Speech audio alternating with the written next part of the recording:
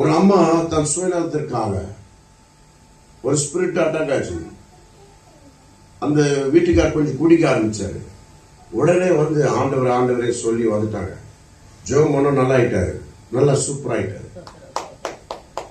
மறுபடியும் அந்த அம்மா என்ன பண்ணது, பண தேவைக்காக, பணம் கஷ்டமா இருக்குது, அந்த குறுகலான பாதையில நடக்க வரல, கஷ்டம் வந்துடுச்சு. கஷ்டம் வந்தாலும் வீட்டுல மாவு தொட்டி எண்ணெயும் உரை இல்லாம வச்சிருக்கிறார் ஆண்டவர். அப்பயே நீங்க தெரிஞ்சுக்கலாம், நீங்க உசாரா கவனிக்கணும். என்னிடத்துல கஷ்டம் இருக்கு, ஆனாலும் சமையல் கட்டுல உணவு நிறையவே இருக்கு, அதுல பற்றாக்குறையே இல்ல. அப்ப கர்த்தர் என்னோடு கூட இருக்கிறார் மட்டும் அதை நீங்க புரிஞ்சுக்கீங்க. இதுதான் உங்களுக்கு கொடுக்கிற அடையாளம், தேவன் உங்களோட இருக்கிறது. அப்ப கஷ்டம் இருக்குது, கர்த்தர் எங்களோட இல்லையா அப்படி நினைக்காத.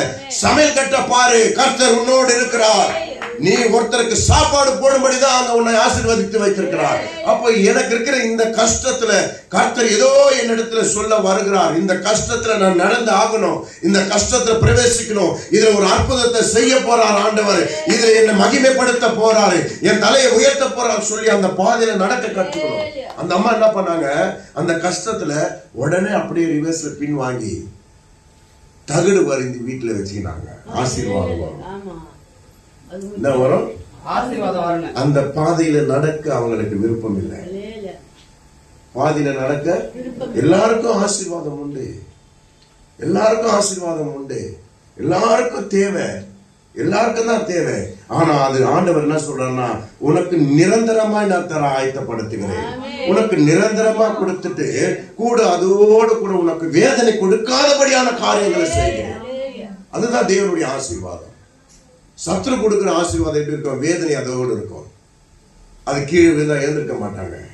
கர்த்தர் அந்த குறுகலான பாதையில நடக்க வைக்கிறார்னா நம்மளுடைய இருதயம் அவரை சார வேண்டும், நாளுக்கு நாள் துதிப்பாட வேண்டும், நாளுக்கு நாள் அவரை பற்றி கொண்டே இருக்க வேண்டும் என்றுதான் அவர் விரும்புகிறார். நீ நடந்தவைகளை எல்லாத்தையும் விட்டுடு, நடக்க போறது பயப்படாதே, நான் உன்னோடு இருக்கிறேன். வனாந்திரத்தில் நடந்தாலும் இருளிலே நடந்தாலும் கர்த்தர் உனக்கு வெளிச்சமா இருக்கிறார், கர்த்தர் உனக்கு தண்ணீரை தர ஆயத்தமா இருக்கிறார். நீ கேட்கும் போதெல்லாம், அந்த பாதையில நெருக்கத்துல நடக்கும் போதெல்லாம், தேவைகள் ஒண்ணு வரும்போது உனக்கு கூறியதை கொடுத்து நடத்துவார். அடுத்த வேலை சாப்பாடே இல்லாத கஷ்டப்பட்டங்க, நாளைக்கு என்ன பண்ண போறோம், அரிசி காலி ஆயிடுச்சு அப்படின்னு நினைச்சு கவலைப்பட்டங்க. நான் தான் கவலைப்பட்டேன். ஆனா நாளைய தினம் கர்த்தர் பெரிய அற்புதம் செஞ்சாரு. என்ன செஞ்சாரு, உன்னை கோடி கணக்கு பணம் கொடுத்து நடத்தல, அந்த சாப்பாட்டுக்குரிய தேவையை கொடுத்து நடத்த.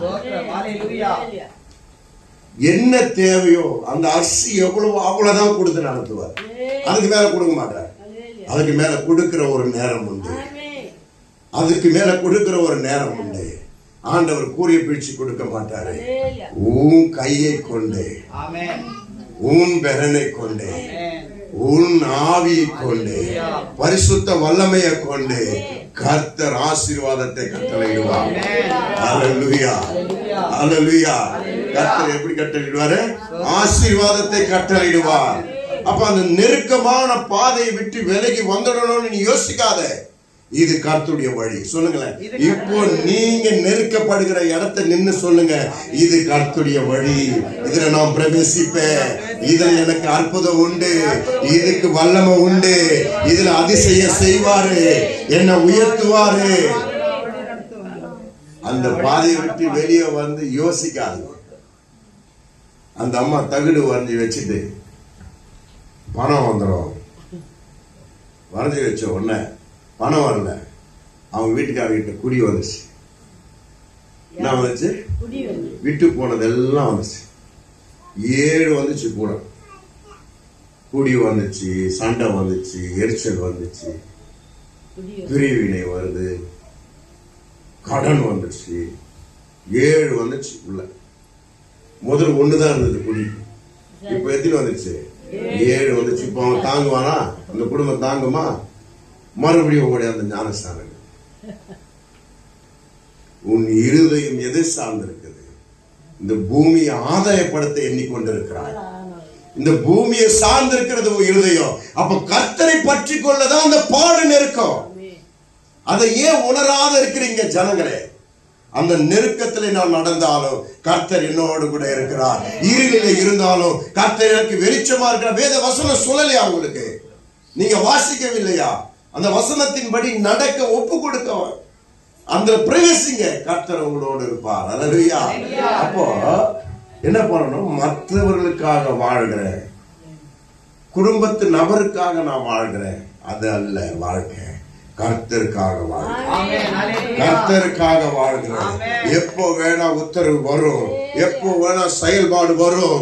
அவருக்காக காத்திருக்கிற, அவர் என்னை எடுத்து பயன்படுத்த ஒப்பு கொடுத்திருக்கிற, இந்த பூமியில என்னை கொண்டு என்ன செய்ய திட்டம் வச்சிருக்கிறாரோ அந்த திட்டத்திற்கு நான் ஒப்பு கொடுத்திருக்கிறேன்.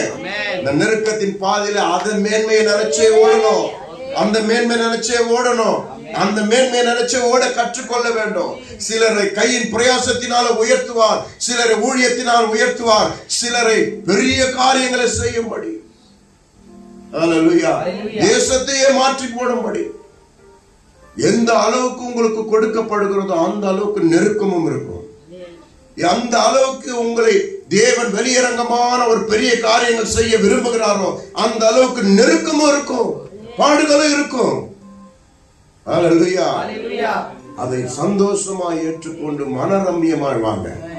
அதை குறித்து புலம்பாதீங்க, அதை குறித்து வேதனைப்படாதீங்க.